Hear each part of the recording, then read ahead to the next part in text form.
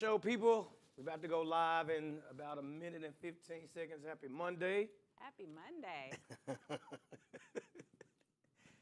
We're at the end of October. Halloween is tomorrow. Be safe. Now be safe. Be safe. Make sure your kids are safe. Check the candy. A matter of fact, don't let them go out. The world it's such a deadly place right now.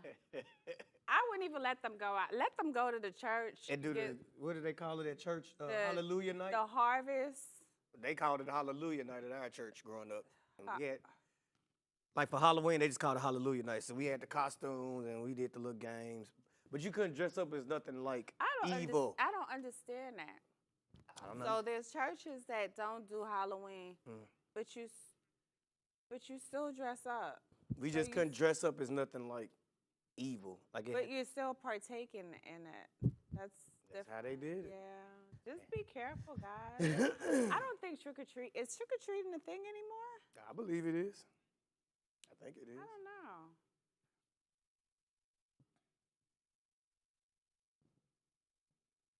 Walton World. Welcome to Live with Candice and Chris. Welcome to the show. Happy Monday. Happy Monday. Candice, how are you feeling this morning? Feel wonderful. I got a little story for y'all. So our good friends for the culture from the Society Show had a concert last night. I walk in and grab me a little seat at the bar, and lo and behold, Manny walks up to me and invites me to Candice's table, and it was all downhill from there. And now we both are recovering this morning. My husband is a good time. Hey, y'all are everything but boring. Y'all, everything but boring, but it was a good time. It was a good concert. It was great. Yeah. It was a good vibe. You know, Orlando, we don't have a lot of those, sexy R&B, R&B, soul, jazz places. So it was really nice. I had a great time. I usually don't. See, I'm the church one. I don't drink. I'm not a drinker. I do go out and have fun, but man. Hey, you was already turned when I got to the table last night. I was like, okay, Candice, let me catch up. Oh, we don't do that. It's the air. Hey, y'all. How was your weekend? It was a good weekend. Had a show in Fort Lauderdale. A lot of fun. And then, just last night, kicked it. Had a good time. Ready for Halloween. We had a good weekend. We actually went to, I got to get the name so that next year I can share it. Okay. It's a place out in Eustis, and it was a huge, it was on a farm. Okay. We took the kids, we went horseback riding. What? It was a lot of fun. You rode a horse? It was, yeah. For real? I know how to ride a horse. I can't picture you riding no horse. Why not? Because you so like glamour girl. I can't picture you. No, I can't picture. no. But you are the same girl that was climbing up trees in Jamaica. I love horseback riding. Really? Yes. Now, that's something I wanted. I haven't gone since I was a little kid. Really? Yeah, I want to try. My husband is afraid of it. He won't even go near the horse. And I was like, come, take a picture. But he's from the country, so how's he?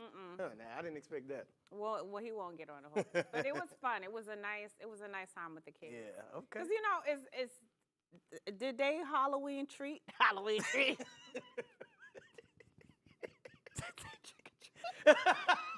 We gonna keep up. Wait. Did the kids trick or treat this weekend, or do they wait? I think they do it on Halloween. So, and Halloween is tomorrow. Yeah. Okay, so Yeah. it's just be safe. Just be safe, Just y'all. be safe. It's a lot of craziness going on out there in the world. Yeah. Today. Okay, so let's move on. Back to the day. Good. So, this is our one time. Spraying your clothes with vodka. Is that a coincidence? Okay. Spraying your clothes with vodka can eliminate odors. Oh. It is a proven fact. Of course, don't spray too much. You're going to smell like a... But no, you'll have stains. So they're saying if you're going to do it, spray it, put it in a spray bottle, spray it on your clothes, wherever you need to, get rid of odor, right. and let it dry. So vodka. It is the perfect odor remover. It's odorless and colorless. And it has a sanitizing effect. So vodka can. Yeah. That makes sense though, because I remember one time Chanel, our old makeup artist, spilled some makeup on me, and she used rubbing alcohol to get it. We use that for everything. Yeah, so I guess essentially it's kind of the same thing, kind of. Okay, makes sense. Well, if you get a stain and you got some vodka. Like even in the house too, I guess, you know, if you're an animal person, you got animals in the house, and you have people coming over, just spray down the house. Just make sure it's dry. Just open the window so you don't smell like an alcoholic. Like, y'all, I think there's an issue. Vodka, the gift that keep on giving. Keep on giving. Keep on giving. Well, we got to move on. Let's get into the breakdown, guys. So, LA model Melise Moni's body was found in the refrigerator. If you remember, she died on September 12th when her mom sent officers to her apartment for a welfare check. Well, the autopsy came back, and it says that she was brutally actually murdered. She was found in the fridge. Her ankles and her wrists were bound, and she had traces of cocaine in her system. But that's not a part of the death because they said she had a lot of defensive wounds on her. So she was apparently fighting her attacker, but it was a brutal murder. And I was wondering why they were so reluctant to say it was a homicide when she first was discovered, because her sister Jordine said that she was beaten so bad that you couldn't even tell what the cause of death was. It was sad. And we covered a story about another model, Nikki Coates, another black model who literally lived like 3 miles away from this model, and she was found dead in a similar way too. So something's popping off in LA. Well, what? So they did the autopsy for her. They did the autopsy for Coates too. Right. And they found that she passed away over an overdose.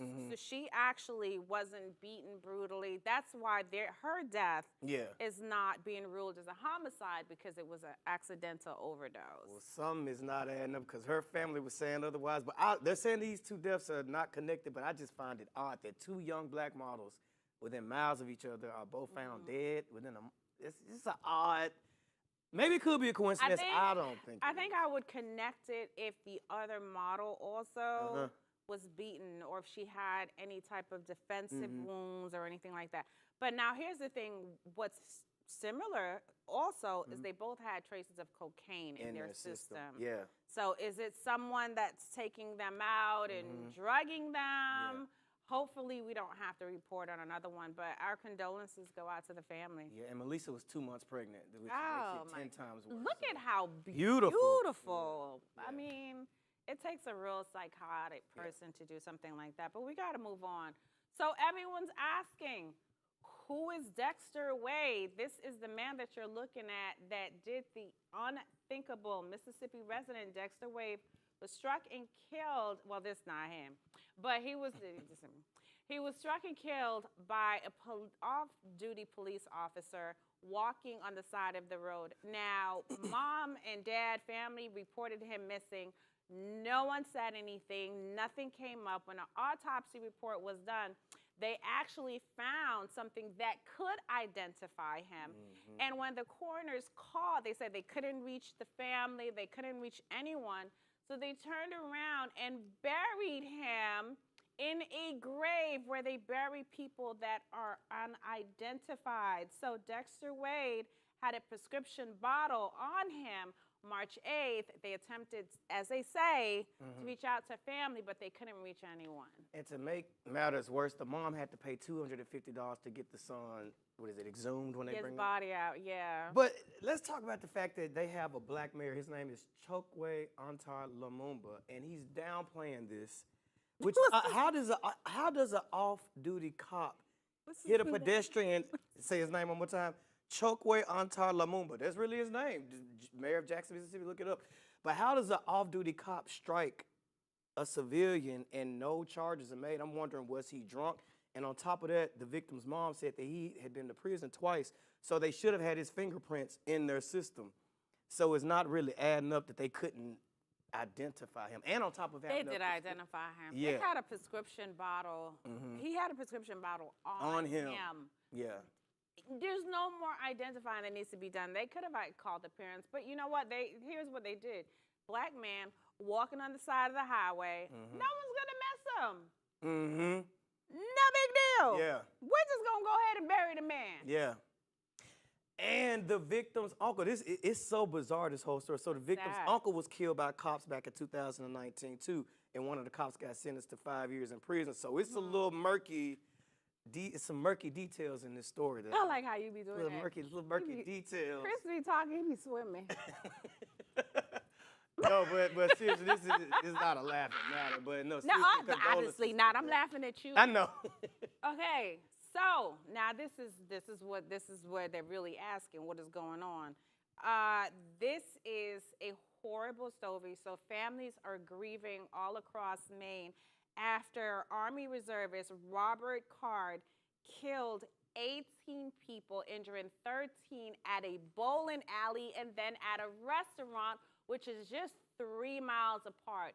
No one knows why he did this. He was found dead recently. They don't have a timeline. They don't have a motive. They don't have anything besides a note that he left for his family saying he wanted them to find his phone. This is one of the most tragic shootings in the U.S. this year.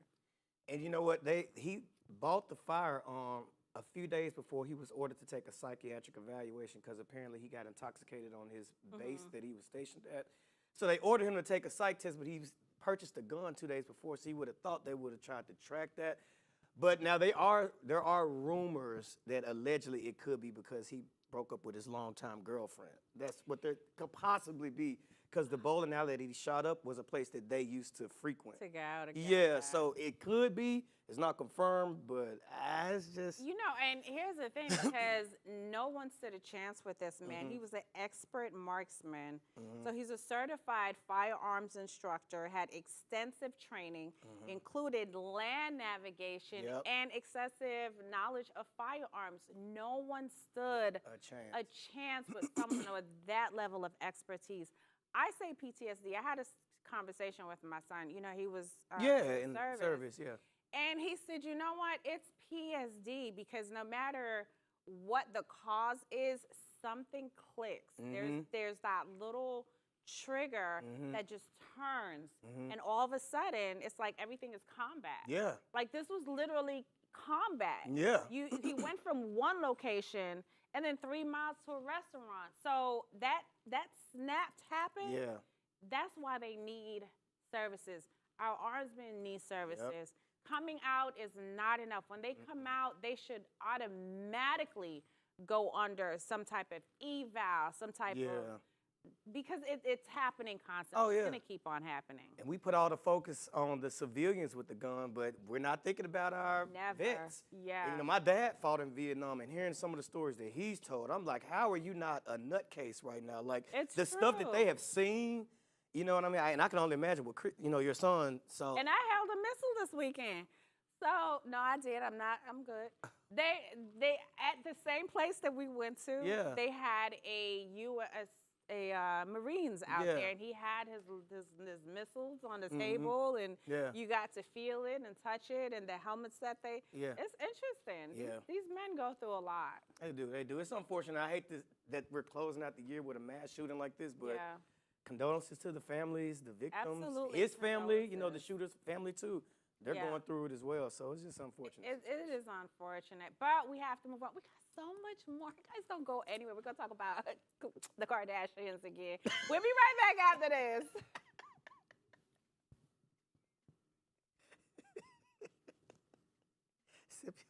Drink your coffee candies.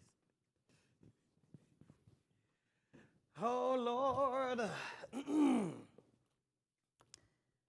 Oh, man.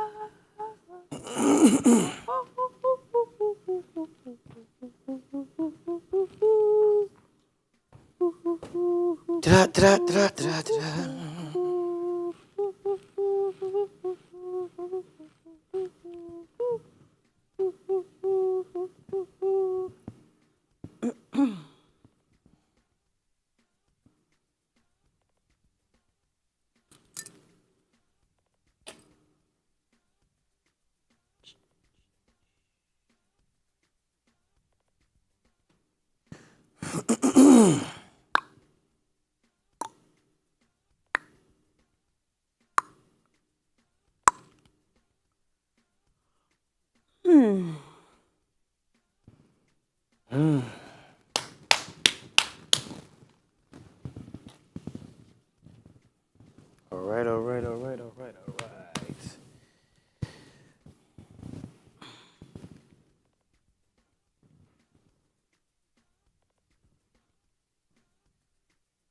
Was that the door? Well, You didn't hear that?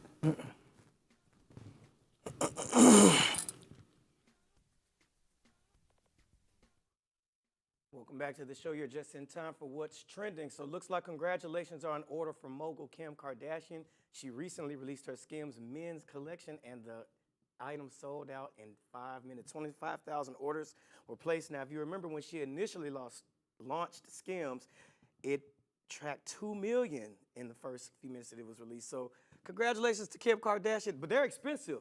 So I looked on the website to see the Skims underwear, and a pack of 3 costs $50. So they're not cheap underwear, but the reviews have been good so far online. I mean, I think I would try a pair of them. What do you think? Yeah. Yeah? I like them. I like them. Yeah. They're not bad, but that's not all that she's doing. Yeah. She also made a brassiere, a bra that has, can you say nipples? You can say nipple. On it. Yeah. Because apparently there are some times when women want to go out and You want that high look. Yeah. You know? So there's a bra that will permanently give you that little high perky. look. You see, Yeah. always look like it's cold. We don't need to do all of that. I got it. Just say hello, you know?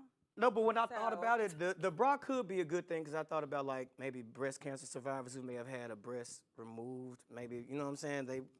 Because we had someone on the show that recently said she had her nipple removed. So I would think that if the bra could help with that. No, Candice. Yeah. No, but seriously, congratulations. Yeah, I didn't think about that. I know who's gonna use it. It's the little young girls Oh yeah, who want the perked up that look? don't even have nothing but a bee sting. Yeah. Now we're gonna see the bee sting protrude out their shirt for no reason. Was it something that was needed? I don't know, but guess what? I'm sure it's gonna sell out. Hey, but one thing you can say is Kim K knows how to get to that bag, and you can't But congratulate her without mentioning Kanye West, because he was credited as being the ghost creative director behind Skims. That's what Kim said. That's not what I'm saying. So, Kanye, congrats to you too. Why you don't want to? You don't want to give Kanye that credit. No, I do give Kanye credit. You trying to say that Kim is where she is because of Kanye? I mean, that's what I was waiting. That absolutely not. We're not gonna have this fight again on air. I'm just saying, if the shoe absolutely does not fit. Well, no, Kim is a smart woman. Obviously, she's a smart businesswoman, but let's not act like Kanye was a no-go before Kanye West. Kanye absolutely elevated her. Not. No, you're trying to get. We're not gonna go down that rabbit hole. We ain't gonna go there. Today. We ain't gonna go there. But nonetheless, congratulations to Kim Kardashian. Yes. I'll be ordering me a pair of Skims. I'll let y'all know how they work out. Now, let's move on to Dwight Howard. It looks like he was not feeling Mace's remarks saying that his career is on ice because of his business in the bedroom. Take a look at Dwight's response. That ain't for everybody on the internet. That ain't for no blogs. That ain't for no websites. I don't got to tell nobody where I put my wood at, since y'all want to get to it.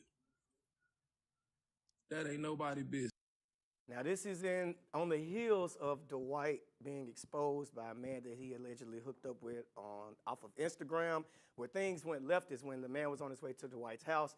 Dwight asked him, could they have a threesome? The man said no, and when he got there, he says that he was sexually assaulted. Now, I kind of feel like they both are right. I do feel like Dwight has a point that it's technically nobody's business, but where it becomes a public thing is when assault is involved. Like, I don't think the NBA, if they suspend players for waving a gun on social media, I think that assaulting someone, whether it's a man, woman, whatever, I just think the NBA doesn't want to touch that. I don't think it's necessarily about him hooking up with a dude. I think it's the assault thing more than it. Why you? Okay, we can't these today. Dwight's head don't match his body. I just kept looking at That's the response. His head don't match his body. It just looks so unproportioned. No, but the thing. Now that you say it, though. Right? Like somebody just stuck so it there. little in his body. It's so little. Well, I'm working with someone that knows him really, really well, and I think the issue is nobody wants to know where he sticks anything. Nobody really cares. Nobody cares. If you come out and give us a ring, maybe we'll care. But you can't even play ball, dude. Yeah. So my thing is this: it's like he big for no reason. You shouldn't be that big and can't ball. It don't make no sense. But anyway. Yeah. My thing is this, be who you are. Right. Own who you are. Right. So this is not the first time that allegations have come out. This is not the first time that we've seen this. So no, we don't care where you stick anything. We don't even want to have to talk about this. But you assaulted the little man. For what? You shouldn't have did that. And you're too big to be assaulting people. That man. He's huge. The victim said he got to Dwight's house and then a man dressed as a woman named Kitty came out the back. And then he said he felt threatened for his life and he had to perform some acts that we won't say on the air. If Kitty looked like this and Kitty was this big, because this man is big. So if Kitty jumped out of the closet, this size, I'd be afraid too. Hey, but I will say this though. I feel like everybody should apologize to Royce, his baby mom, Royce. She ain't the only baby mom. But Royce. She ain't the only baby Royce mom. said it years ago, and everybody tried to play Royce like she was crazy. Do you remember that? They need to stop. Because all the baby mamas want him back. Y'all stop. Every last one of y'all want him back, including the one that I know. Y'all all want him back. He don't have no money. You done took him to court. They cut the child support down to $3,000. Leave the man alone. Yeah. Just leave him alone. You know, Dwight, leave him alone. best of luck to your career. Alone. You can't be out here assaulting people, but just don't hurt anybody in the process. Bro, you too big not to be winning titles. Like, what? We're going to keep it moving, you guys. So it looks like popular Twitch user Kai Sanat has decided to live stream a prison stint for 7 days. Now, he's going to live as a prisoner. He has to listen to the wardens and the guards. And apparently the views have been amazing. It had 250,000 viewers within the first few minutes of it. Now, a lot of people on social media have mixed reviews about it. I personally am not a fan of this. I feel like it's kind of glorifying prison a little bit. Because I saw NLE Chopper on one of the clips, and they were, making a skit in prison, and he got donations and stuff. I don't like the fact that they're trying to glamorize prison like it's nothing fun about. But it's nothing fun. But I will tell you, they have TVs in prison. They live good in prison. They have phones in prison, especially federal prison. They get good food. They got Facebook. Not that we know want to everything go that's and going find out, but yeah. I don't know. I think Kai it's just reaching. I think it's too much. But it's going to get a lot, but it's mixed reviews. People are against it also, so it's both ways. I will give him credit, though. He is a marketing genius. I didn't realize that he made $1.5 million a month off of Twitch. The gaming live stream, he's worth $12 million. That's why he just plays video games on the live stream and makes millions. I made some bad decisions in my life. That's why when he went out to New York and he was giving all that stuff. Yeah. It was just a stampede of people. Yeah. The young people love him. They love this kid. I wish I had thought to play video games on live stream and I could have made billions of dollars. All right, we can't go back, but maybe you could come up with something else. We got to get into Reflect and Connect.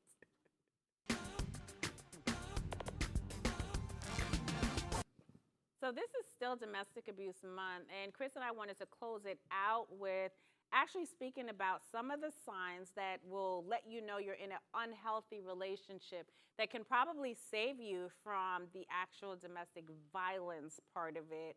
So, Chris, you have yours, I have mine. Yeah. The first one up is control, okay? So domestic violence partners want to control you. They want to tell you how to come, where to go. You may think that this is someone that loves you, they're just being caring, but that's not what it is. It's control to the point of they want you to ask permission to do things. So you have to keep an eye out for any restrictive dynamic in your relationship in which your partner is constantly trying to tell you what to do. Yeah. That's very common too. And another one is if they shame you in public, and I've seen this happen to men do it to women and women do it to men as well, but if they constantly critique you, bring up things you're uncomfortable with in front of people, belittle you, emasculate you, that is a form of abuse. You know what I mean? And I'm surprised to see how many women do that to their men a lot. And it's like nothing is wrong. It's not even that I batted at it, but fellas, that's a form of abuse. I hate to break it to you. One of the biggest ones also is isolation. So anyone that you meet that is critical of your family, your friends, your space, the things that you do, this is someone that's trying to isolate you. And what they do is they isolate you from people in your life that can potentially help you, that can potentially see the warning signs, that can be an ally. So isolation is huge because once they isolate you, they also dominate your life as well. Yep. Here's another big one. They withdraw or hold affection as a form of punishment. Listen, if somebody's using sex as a weapon, that is a form of manipulation. Now, I know ladies, y'all tend to do that when y'all get upset, but that is a form of abuse, ladies. You can't be withdrawing intimacy because you're upset. There's ways around that. There's also insecure. They want you to feel extremely insecure about your relationship. So they want to make you feel like you cannot go anywhere. There's no one better that you'll find, that you're in the end-all, do-all relationships. And they do that by making you like little clues, little things here and there that they'll do. Also, they make you feel like you don't deserve anything better as well. They try to normalize the way that they treat you and the things that they say to you. So insecurity is a big one. Yeah. Now, this next one should be common sense, but hey, it is what it is. If their needs are always prioritized above your needs. Now, we all know that a relationship should be a little bit of give and take, but if you're constantly always bending over backwards, your needs are never getting met, nothing that you're asking for is being delivered, then you're in an abusive relationship. I hate to break it to you. I'm going to jump ahead because I really want this one to come out. And this is really big, and it's done in such a sneaky way. It's the preemptively forgives you. So this is someone that you can be having an argument with, and they'll abruptly end the argument, and they'll apologize to you. So this is a way of making you feel like you have done something wrong, that it's your fault. On the flip to that, they make it seem as they are the compassionate one, that they are ready to apologize. So this is a psychological breakdown that you really have to pay attention to because they're very, very, very good at doing that. So if they cut you off in the middle of the argument and apologize, that's a form? If you're arguing, if something is wrong, right. and they're like, you know what, I'm sorry. I'm sorry. They're going to make you feel as if you've done something wrong. So it leaves you feeling like, oh my God, well, at least they apologize. They're being sympathetic. They're being nice. So it's almost like a flip reverse. I've been in an abusive relationship and didn't know it.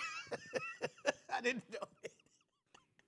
Now you have to still be. You got to be careful with that. You do have to be careful with that. I'm a victim. You know, people sincerely are sorry, but if it happens a lot, you obviously need to pay attention to that. Meanwhile, I was happy the argument was over, but really I was being manipulated. I'm so done. Oh, geez. Listen, if you or anyone that you know are experiencing excessive violence, domestic violence, the number is there on the screen. Please call 1-800-799-SAFE. 7223. Please report it. They're there to stand by and help you out. Guys, we're out of here. Yeah. That's our show for today. See, same time, same place. Be safe until tomorrow. Halloween, you guys. Bye, y'all.